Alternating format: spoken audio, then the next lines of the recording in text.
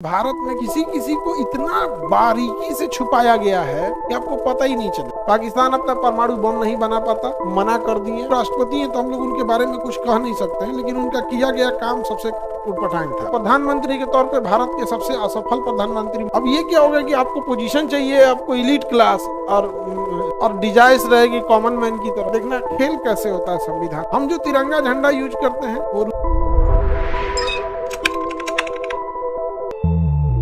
महाभियोग की सदन से प्रारंभ होगा, किसी भी सदन से प्रारंभ होगा। प्रारंभ करने के लिए कितने वोट? 1/4। प्रारंभ करने के लिए 1/4 और पारित करने के लिए 2/3। तो संसद के दोनों सदनों में से किसी में हो सकता है। अगर ये क्या होगा, प्रारंभ, क्या होगा, प्रारंभ होगा तो 1/4। लेकिन अगर पारित करना है, आपको क्या करना है, पारित करना है, तो 2/3। 2/3 का मतलब होता है 66%। 1/4 का मतलब 25%। ठीक है, क्या हो गया, 25%। अब आगे बढ़े। दूसरे सदन में भेजने से कितने दिन पहले सूचना? दूसरा सदन को भी अगर पारित करना है तो 2/3 वोट। अब तक किसी राष्ट्रपति पे महाभियोग लगा है भारत में? तो अभी मोशन भी स्टार्ट नहीं हुआ, मतलब इसका प्रस्ताव प्रारंभ भी नहीं किया गया, क्योंकि भारत के राष्ट्रपति बहुत बड़ा पद और बड़ी जिम्मेदारी का पद होता है। वहां पे जो भी बैठा है बड़े अच्छे से अपने पदों को निभाया है। तो सब अलग अलग होते हैं, सबका अपना अपना रोग।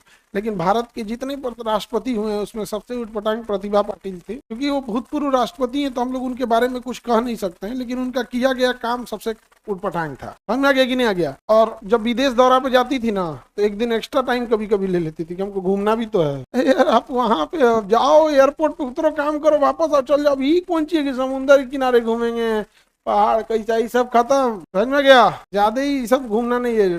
अब आपकी थिंकिंग रहेगी कॉमन मैन की तरह घूमने के लिए, तो you should be a common man. अब कॉमन मैन बन के रहिए।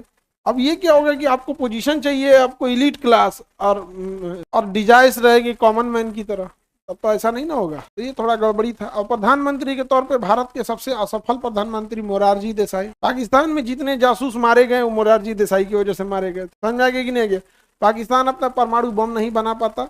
भारत की रॉ एजेंसी ने मांगा था इनसे, मोरारजी देसाई से, कि हमको $50,000 का बजट चाहिए ताकि हमको रिश्वत देना है। मना कर दिए और आज पाकिस्तान परमाणु बम संपन्न है, नहीं तो बहुत आगे तक चले। सबसे उटपटांग कौन रहे थे? मोरारजी देसाई। लेकिन भारत में क्या है ना कि किसी किसी को इतना बारीकी से छुपाया गया है कि आपको पता ही नहीं चले। इतनी बारीकी से छुपा दिया, अलग डिजाइन का। यहाँ पे हम जो तिरंगा झंडा यूज करते हैं वो रुकैया तैयब का है। अभी इसमें पढ़ेंगे। पिंगली वेंकैया में चरखा था, तो गांधी जी वाला चरखा। तो क्या हम लोग के झंडा में चरखा है? अभी जो अभी यूज करते हैं वो रुकैया तैयब वाला, उसको एकदम बारीकी से साइड हो गया है, पता ही नहीं चला। तो अब हम लोग देखते हैं इसमें टफ क्या होता है, समझिएगा ध्यान। इसमें जो बच्चे लोग, देखना खेल कैसे होता है संविधान। और आप समझिएगा कि अम्बेडकर साहब कितने होशियार। ये 2/3 बहुमत चाहिए, ठीक है। अब अगर हम ये कह दें कि हमको कोई नियम पास करना है तो 2/3 बहुमत आप लोगों से पूछ के करना, ठीक है। लेकिन हम चाहें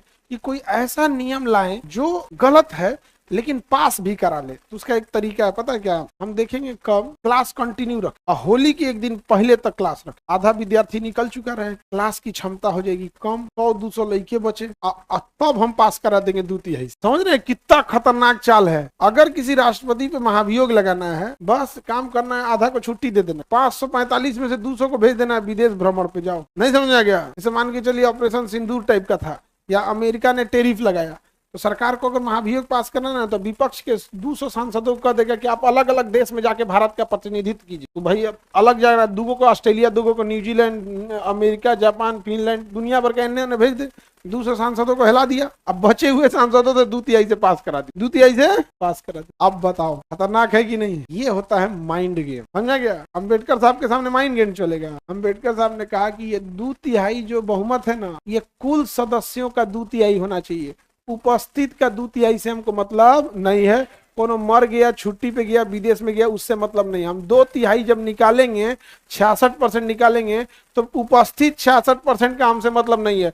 ओवरऑल कितनी संख्या थी उसका 2/3 निकालेंगे। अब छुट्टी पे भेज, औरों घाटा लगेगा। समझ में आ गया कि नहीं आ गया? आप तो ये आज नेता लोग बोलते हैं ना कि हम बहुत ईमानदार हैं। नहीं, अम्बेडकर साहब तुम्हारा लगाम लगा के गए हैं, तुम ईमानदार तो बिल्कुल ही नहीं हो। समझ में आ गया कि नहीं आ गया? ईमानदार तो बिल्कुल भी नहीं हो। आगे बढ़े, चलिए तो देखते हैं हम लोग पारित कितने बहुमत से होगा। हाँ, 2/3 बहुमत। कितने बहुमत से? 2/3 बहुमत। चलिए, तो उपस्थित का 2/3 या कुल संख्या का 2/3। अब समझ में आ गया? महाभियोग लगाना आसान है कि बहुत टफ? बहुत ही टफ है। अगर 2/3 नहीं है तो आपको दिक्कत हो जाएगी। हालांकि सरकार चाहे तो 2 मिनट में शांत कर देगी। धनखड़ साहब सरकार का थोड़ा थोड़ा बात मानने से इनकार कर दिए थे। एक आध बात जयदीप धनखड़ साहब इनकार कर दिया। हालांकि सरकार का बहुत पक्ष लेते थे, विपक्ष का कोई ढेर चिल्लाया सस्पेंड कर देते, भाग 6 महीना बाद आना संसद में। नहीं समझ आ गया? खूब उड़ा देते थे। जैसे ओम बिरला साहब, ज्यादा बोलिएगा ना तो सस्पेंड कर देंगे आपको, 6 महीना बाद आइएगा। पीछे 2019 में ना 55 को सस्पेंड कर दिए थे। एक तो जो विपक्ष में रहता है ऑलरेडी उसकी संख्या कम रहती है, संख्या कम है तभी तो विपक्ष में है, और उसमें से हमारे बिरला साहब 55 को क्या कर दिए? सस्पेंड कर दिए, भाग यहाँ से। बिरला साहब बहुत ही सब मामले में आगे हैं। इसीलिए ना बिरला साहब से कहते हैं कि महाराज आप पूरा देश देख रहे हैं, आपके नाक के नीचे आप जहाँ से जीत के आते हैं कोटा, वहाँ सबसे ज्यादा कोचिंग माफिया बैठे हैं, पेपर लीक वहीं से कराता है सब, इतना कमा के बैठा है। तो अपना नहीं देखते हैं।